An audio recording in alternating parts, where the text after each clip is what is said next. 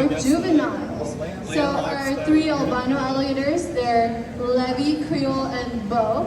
And our four regular American alligators are Mojito, Mimosa, Cosmo, and Dapper.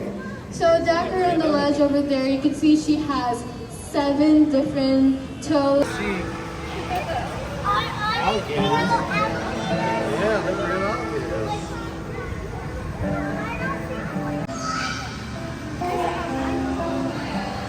Oh, I think I got it.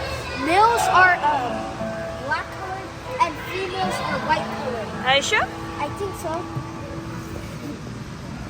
That's what I think.